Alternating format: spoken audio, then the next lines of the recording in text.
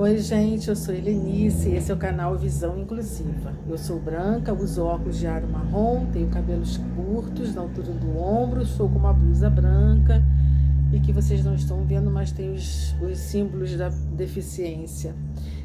Estamos na nossa série do canal Visão Inclusiva, Mulheres Eficientes e Inspiradoras. Vocês gostam de histórias de vida? Gente, eu amo histórias de vida, sabe por quê? Porque histórias de vida me inspiram, me incentivam, me ensinam. E nós já tivemos o primeiro episódio da história de vida de Rosana Maltoni, uma mulher eficiente e inspiradora. Gostaram da primeira parte? Então agora vamos ouvir, assistir, curtir, compartilhar a segunda parte, o segundo episódio da história de vida de Rosana Maltoni. Não esqueçam, se inscrevam no canal caso vocês não sejam inscritos.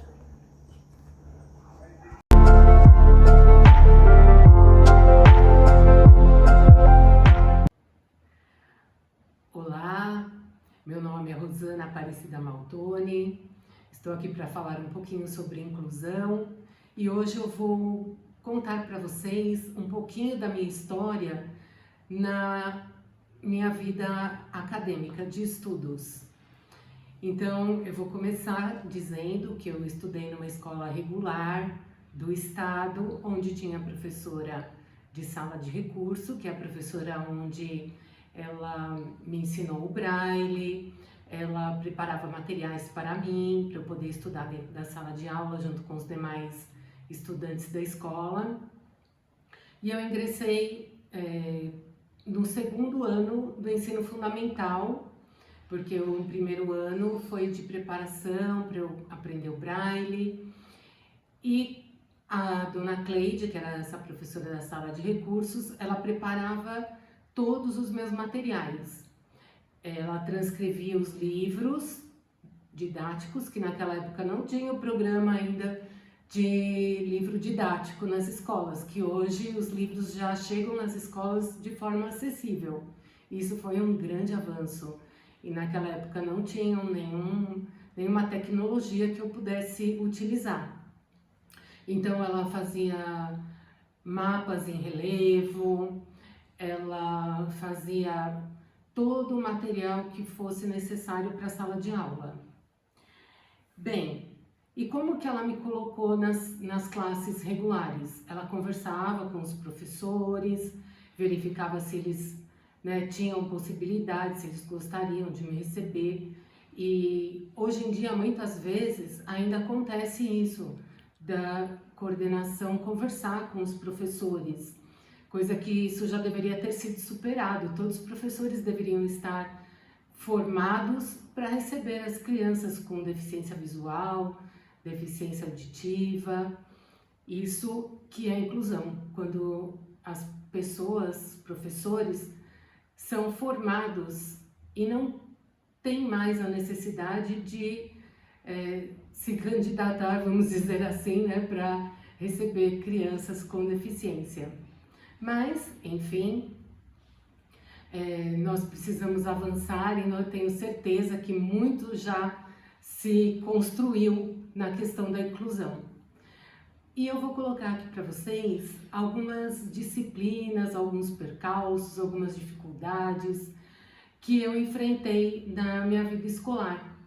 Então, nas aulas de artes, por exemplo, eu não realizava os meus trabalhos, eu vou ser sincera com vocês. Quem fazia as atividades era minha mãe ou os meus colegas, porque as atividades eram sempre de desenho, de pintura, de colagem, de recorte, sendo que as atividades não eram adaptadas para as pessoas com deficiência. E os professores tinham dificuldade em realizar esse tipo de atividade.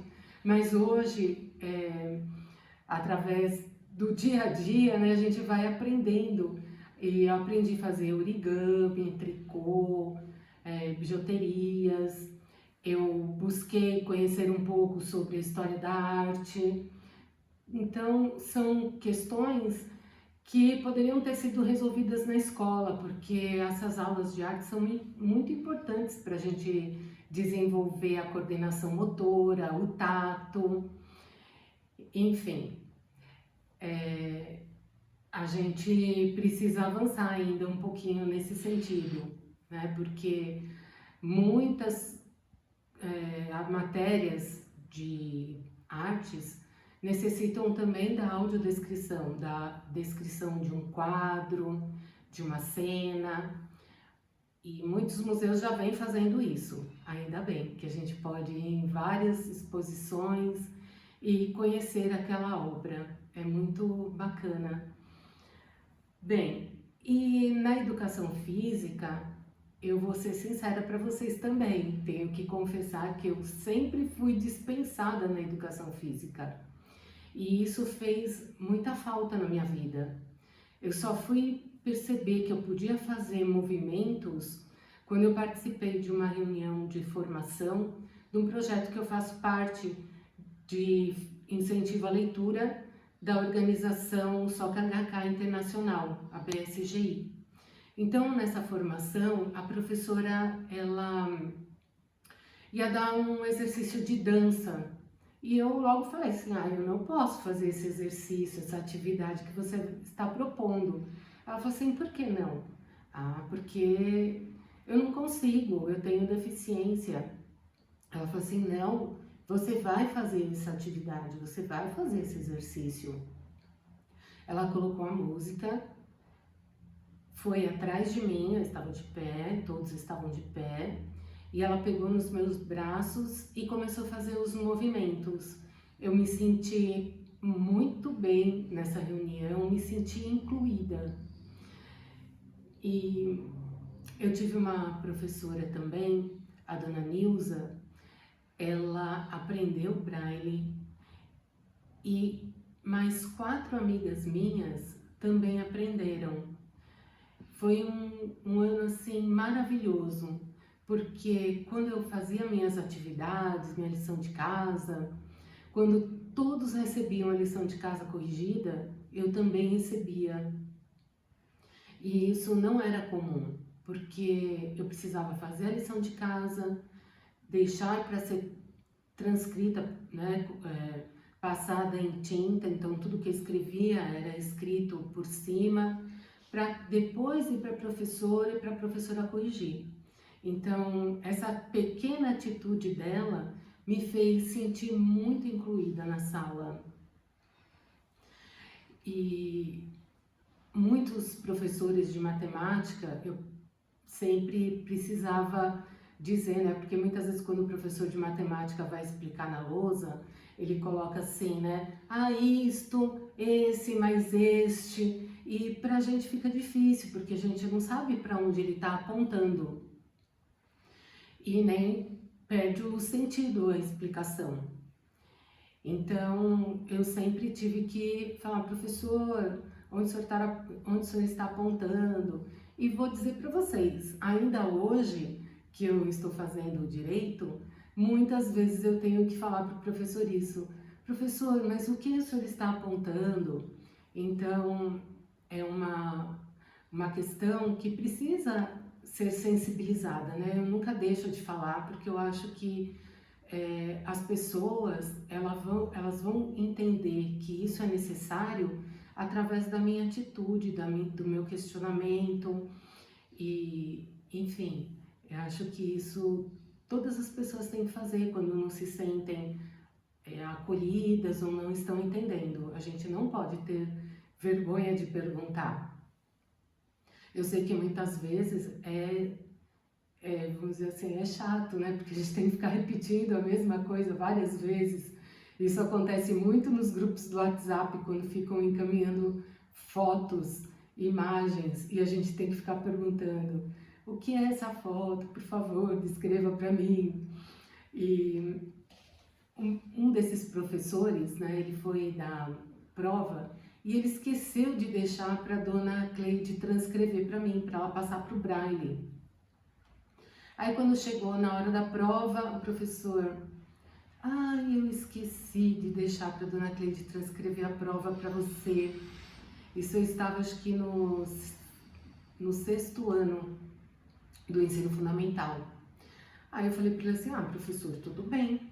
Se o senhor lê os exercícios para mim, eu vou resolvendo. Aí quando eu terminar, eu peço para o senhor ler o próximo, pode ser?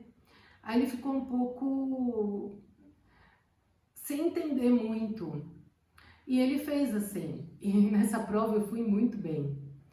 E ele não conseguia entender. Ele falou assim, nossa, mas como que você foi tão bem assim? Porque ele pensava que quando ele deixava a prova para a dona Cleide transcrever, ele pensava que ela passava as perguntas para mim antes da prova.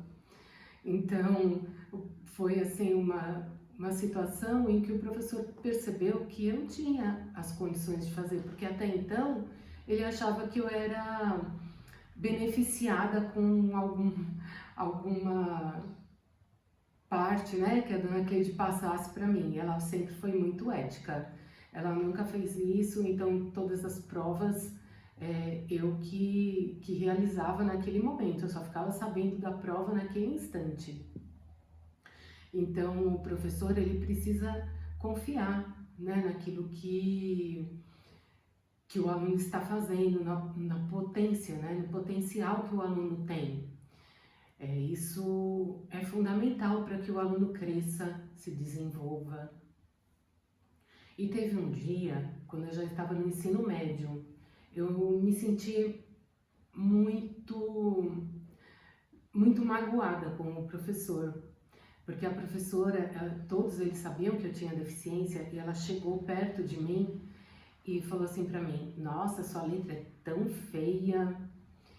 E eu achei assim que a professora não teve a sensibilidade de perceber que eu estava me esforçando, né? Então, o professor ele precisa ter essa sensibilidade, essa percepção. E minha letra, todos conseguiam ler, né? Apesar de ser feia mesmo, eu concordo. Mas ela não precisava falar isso na frente de todos os alunos que estavam ali.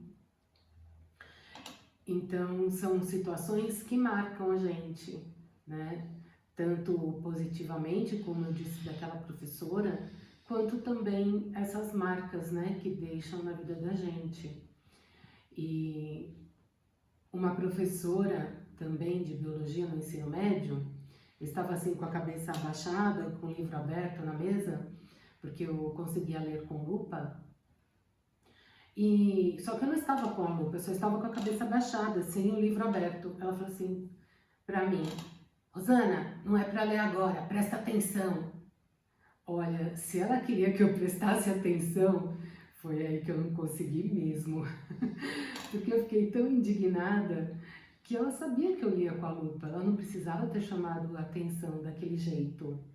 E todos os meus colegas depois vieram até conversar comigo sobre isso. Então, enfim, a nossa vida de estudante requer bastante dedicação e hoje nós temos vários equipamentos que nos auxiliam muito, a internet, onde a gente encontra livros, audiolivros, livros em PDF, e isso facilita demais, demais. Mas, vou dizer para vocês, ainda a gente precisa avançar muito, muito mesmo. E eu vou deixar aqui um fato que aconteceu numa reunião que eu estava, eu era diretora, né, eu sou aposentada agora, e numa reunião com diretores e com o supervisor, ele estava falando sobre educação inclusiva e começou a questionar e falar que a educação inclusiva era mais para socializar mesmo e que os professores tinham que pensar mais nisso, na socialização. Ai, gente, eu não aguentei, eu fiquei escutando, aí chegou uma hora que eu levantei a mão. Aí ele me deu a palavra e eu falei assim, bom, se a educação é só para socializar, e se tivesse sido só para socializar comigo também, eu não estaria aqui hoje. E para finalizar mesmo, eu vou deixar aqui uma mensagem do filósofo Daisaku Ikeda, onde uma pessoa perguntou para ele, né, como que ela poderia contribuir para a sociedade se ela tinha tantos limites, que era uma pessoa deficiente, com deficiência. E essa pessoa recebeu a seguinte orientação, que ela devia se preocupar com o que ela pode fazer e não ficar pensando no que ela não consegue realizar, e que ela deveria sempre fazer coisas que ela consegue, que ela tem certeza, que ela tem capacidade em prol da humanidade. A dificuldade na vida sempre vai existir, mas como que nós devemos superá-la? É claro que com firme determinação de enfrentar essas dificuldades. E só assim é que nós podemos vencê-las. É essa a minha mensagem. Você determine e confie naquilo que você pode fazer. Obrigada. Gente, não acabou, hein? Ainda temos mais um episódio dessa história inspiradora desta mulher eficiente que é Rosana Maltoni. Muitas outras mulheres vocês podem conhecer.